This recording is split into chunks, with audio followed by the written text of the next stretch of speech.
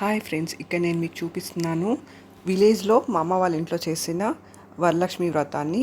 ఇక్కడ నేను మీకు చూపిస్తున్న ఫ్లవర్స్ అన్నీ ఇంట్లో పండించినవి అనమాట. ఇక్కడ పెట్టిన పూలు ఏవి కొన్నవి కాదు, ఇంట్లో పండించి దేవుడికి పెట్టినవి అనమాట. సో విలేజెస్లో అడ్వాంటేజ్ ఏమంటే పూలు ఫ్రెష్గా పండించి దేవుడికి పెడతారు. ఎంత పెద్ద ఫెస్టివల్ అయినా కొనే అవసరం ఉండదు పూలని. ఇంకా పండ్లు కూడా సగం పండ్లు పండినవి అనమాట.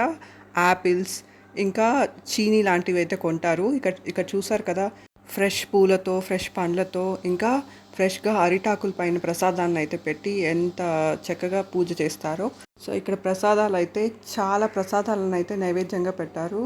సుండలు, పులిహార, ఇంకా దద్దోజనం, వడలు, పాయసం ఇంకా చాలా రకాల ప్రసాదాలను అయితే నైవేద్యంగా పెట్టారు.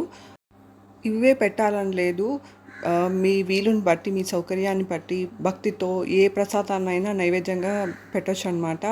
భక్తితో బెల్లం పరమాణాన్ని పెట్టినా అమ్మవారు స్వీకరిస్తారనమాట. భక్తి అనేది ఇంపార్టెంట్. మీ సౌకర్యాన్ని మీ స్తోమతను బట్టి మీరు భక్తితో ఏ ప్రసాదాన్ని అయినా పెట్టుకోవచ్చు. అమ్మవారికి అయితే రెడ్ కలర్ ఫ్లవర్స్, ఎర్ర మందారాలు, ఎరుపు రంగు రోజా పూలు ఇలాంటివి చాలా ఇష్టం. ఇంకా పసుపు రంగు కూడా ఇష్టం. ఈ పూలతో అయితే పూజ చేస్తే చాలా సంతోషిస్తారు. Thank you for watching my video. Thank you.